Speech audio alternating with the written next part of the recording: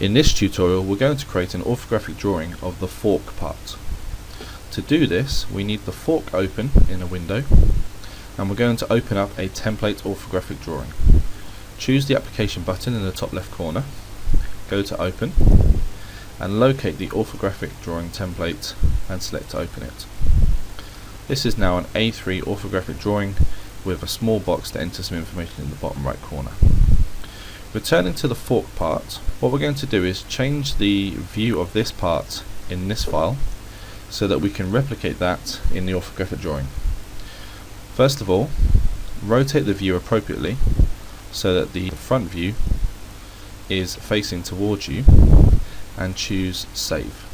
What this means is when we return to our orthographic drawing and choose Base View, we can select from the drop down list of orientation the current view, which will match however we have saved it in the previous file. Click into the working drawing and press Escape.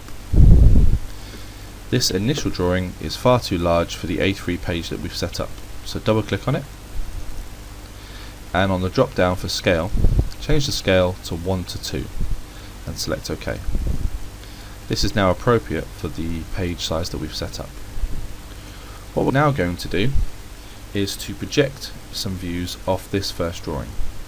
Choose from the ribbon the projected view option, select the base view and drag to the right, click once, drag above and click once, and drag into the top right corner and click once more. This time, to create those views, right click and choose Create. What we have now is we have a plan view, we have an end elevation, and here we have an isometric drawing. This isometric drawing we're now going to make 1:1 scale, and we're going to add a shaded feature to it. So double click on it, change the scale back to 1:1, and this time choose a shaded view from the option and click OK. What we now have is our shaded isometric version of that file, and we have our detailed drawings front, side and top view. So far we've created 3 drawings with no information attached to these, so we're now going to annotate these. Click on the base view twice and choose this option here to toggle label visibility. Select it, click on the pencil, and what we're going to do is going to remove the scale information from this, because we have a 1:1 view and a 1:2 view, so we don't want to get confused between the two. Select OK. In the view identifier, type in the name of that view, in this case the elevation, and select OK. What we now have is some text which we can position below the first drawing, the base view, and what I'm now going to do is just to label very quickly the plan view and the end elevation. Now that I've labelled the views, I'm going to add a sectional view of the base elevation. So from the ribbon above, choose section and click on the base view. The cursor is now changed to a crosshair. What I need to do is draw a line that goes from above the model to below the model.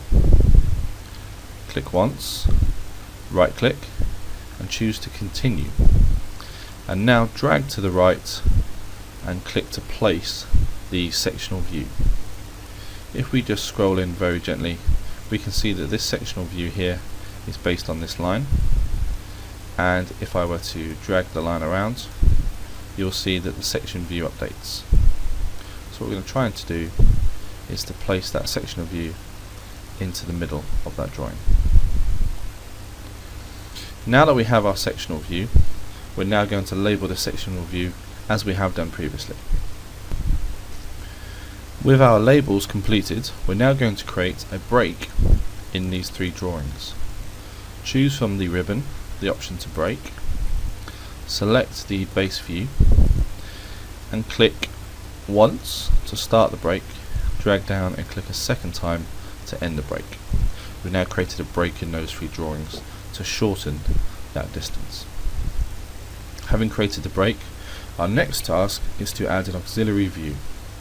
From the ribbon, choose auxiliary, select the base view, and this time scroll in very carefully and select this front edge here, from which we're going to create an auxiliary view. Click once, scroll out, and drag to the top left. Click again, and we've now created an auxiliary view of this side, which will now communicate some of the information around which we can see this more complex geometry.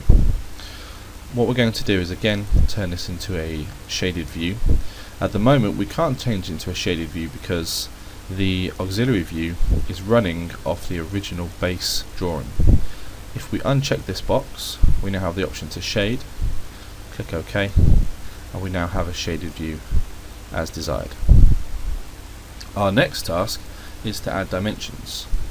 We can do this manually with annotation, or we can click and add this in one go.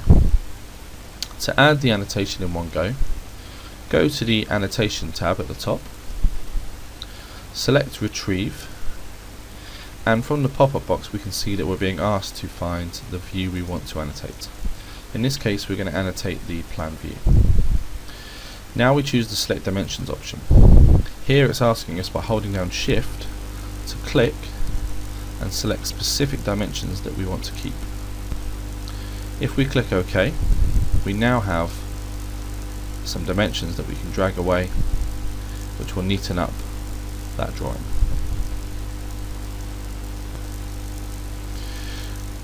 Using the Retrieve option is quick and simple, but if there's a specific dimension we want to add in, for example the hole through which the axle will spin, we can annotate this separately.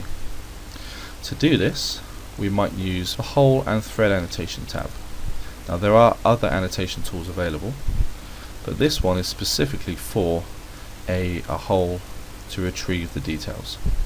If I click once and drag out, I can see that that hole is 8mm in diameter and is 9mm into the material.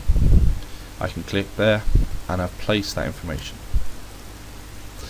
There are a number of other annotation options and a number of other different views that you can create, so it's well worth exploring before finalizing any orthographic drawing.